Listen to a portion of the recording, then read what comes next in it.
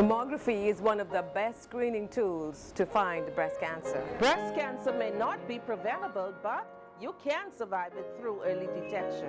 If you're a mother or grandmother, Sister or best friend, aunt or cousin, We encourage you to know your risk, make healthy lifestyle choices, and to know what's normal for your body. get screened, get your mammogram annually. We did!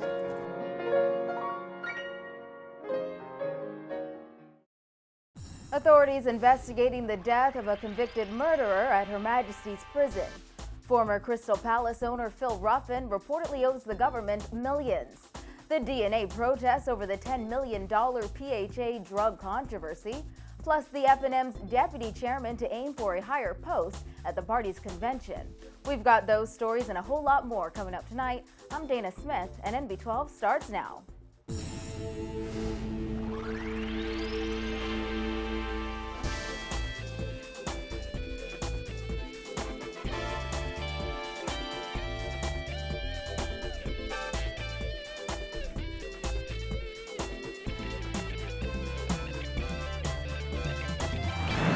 Topping news tonight, authorities are investigating the death of convicted murderer Forrester BOWE, who died at Her Majesty's prisons this morning. BOWE, who was charged along with 2 other inmates in connection with the 2006 stabbing death of a prison guard during an escape, was found in his cell.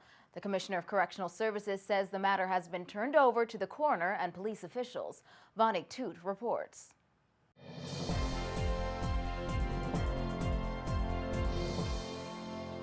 The convicted murderer who was accused of killing a prison guard during that 2006 prison break and whose case led to a landmark Privy Council ruling has died. Authorities say Forrester BOWE Jr. was pronounced dead less than an hour after he was found unresponsive in his cell. Sources in the Ministry of National Security tell us it is a possibility BOWE may have suffered a heart attack. Meantime, Commissioner of Correctional Services Patrick Wright said in a statement this afternoon, at about 6:50 a.m. today, sentenced inmate Forrester BOWE was found in his cell unresponsive to roll call. The department's medical officer was called, and after an examination, inmate BOWE was pronounced dead at 7:45 a.m. The statement concludes the matter was turned over to the Royal Bahamas Police Force and the coroner for investigation. BOWE was convicted of the murder of Dion Roach on Grand Bahama. His case led to the Privy Council ruling, which declared the mandatory death sentence unconstitutional. BOWE was resentenced to life imprisonment. He was also believed to be involved in the deadly prison break in 2006.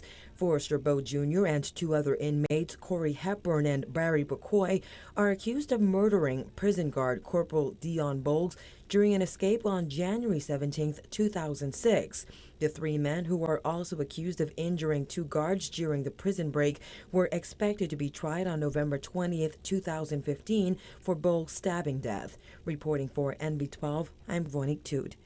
A friend and former client of Prime Minister Perry Christie, hotelier Phil Ruffin, owes more than $5 million in outstanding taxes, according to a 2012 fiscal report that was tabled in Parliament this week. Those taxes are from the sale of the Crystal Palace Resort some 9 years ago. The existence of the debt was challenged by the Prime Minister in the House of Assembly. He insisted all taxes owed to the Bahamian government by Ruffin were paid in full at the time of the resort's sale. Christie said he would speak to Finance Ministry officials to confirm the report's details. Well, Auditor General Terrence Bastian tells the Nassau Guardian the debt is considered accurate by all involved at the time of the audit, and he would not have signed off on the report if otherwise. He added he has received no information to suggest the report's findings are wrong.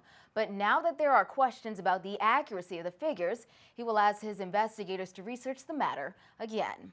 The Democratic National Alliance is demanding the findings of that Public Hospitals Authority internal audit to be tabled in Parliament. A group marched outside the PHA today, demanding that whoever is found to be responsible for the $10 million in unaccounted drugs to be prosecuted to the fullest extent of the law. Kyle Joaquin reports. What initially started out as a peaceful press conference quickly turned into a demonstration where members of the DNA requested that someone be held accountable for the $10 million unaccounted for at the PHA. Where is the money? Where is the money? Where is the money? Where is the money? Where is the money? Members of the DNA are demanding that the government tables the findings of that internal PHA audit that reveals $10 million worth of drugs remained unaccounted for up to the end of last year. See, the days of asking are over. We are now demanding from those people who we have given the privilege to serve us, to work for us, to come to us and give us the answers. We want to know where this $10 million is. And we want that report, we want it tabled. We want to know what's going to be done to the men and women who we entrusted this money to. On Monday, the Nassau Guardian revealed the findings of that audit, which highlights a, quote, culture of slackness and corruption. The health minister has remained silent on the issue, and the matter appears to have only started a back and forth between the government and the opposition as to which administration is responsible. McCartney says the blame game must come to an end. We have seen over and repeatedly where we have a government that has not been governing this country. We have a government that at the end of the day has been blatantly wrong in their dealings for the benefit of the Bahamian people. We have a slack government. We have a government that believes obviously in wastage. We have a government that has blatantly mismanaged our funds. We in the DNA, we are gathered here today because we are sick and tired of being sick and tired of the PLP and the FNM.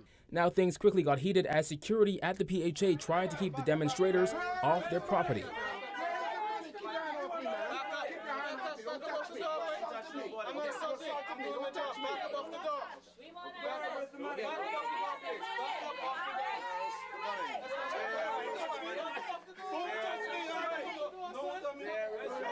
Auditor John Bain also revealed that at least one approved wholesaler took advantage of weaknesses in the materials inventory procurement process to reuse a purchase order number at least 100 times. McCartney insists this was not a demonstration, but simply an open press conference. Reporting for NB12, I'm Kyle Joaquin. Over the past few months, the Bahamas has found itself under the intense microscope of international regulatory bodies. With the Bahamas under scrutiny, officials are scrambling to ensure the current tax regime falls into line. Chamber of Commerce Vice Chair and Co-Chair for the Coalition for Responsible Taxation, GOWON BOWE, says considering the Bahamas' sordid financial past, the country has a lot to prove to the global market. Jasmine Brown has the details in this report. BOWE says with several international bodies going through the local tax regime with a fine-tooth comb, the tax practices must be nearly perfect in order to meet their stringent requirements. We almost have to be better than the rest just to be considered average.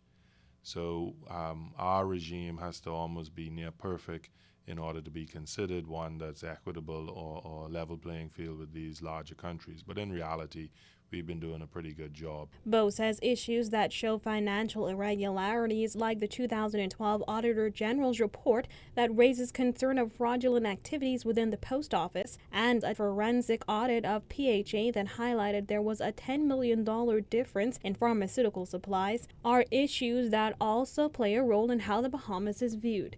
Internationally, does it have a negative perception? Most certainly. When we are being evaluated on anti-corruption and no more than 3 weeks later we have a forensic report highlighting, the missing funds or unaccounted for inventory items. BOWE also noted that the Bahamas still maintains a reputation of a tax haven, despite doing away with shady practices years ago. Seen as a small tax haven, we've always had to fight the perception of being a place where persons involved in nefarious activities, whether it be true headline activities like drugs and guns and people smuggling, etc., or even just persons who are avoiding taxes or evading taxes, used to hide their money and clean money in the Bahamas.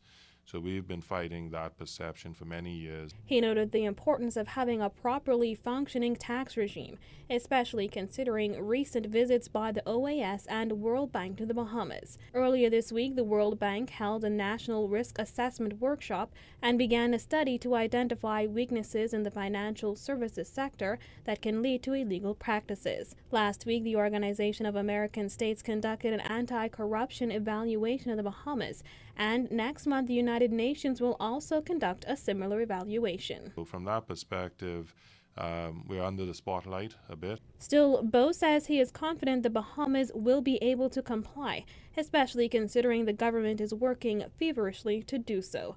Reporting for NB12, I'm Jasmine Brown. A shooting incident overnight brought the country's murder count to 92. According to police, the victim was with a group of men shortly before 1 a.m. at William Street in Nassau Village when he was shot multiple times about the body. The victim was transported to hospital where he succumbed to his injuries.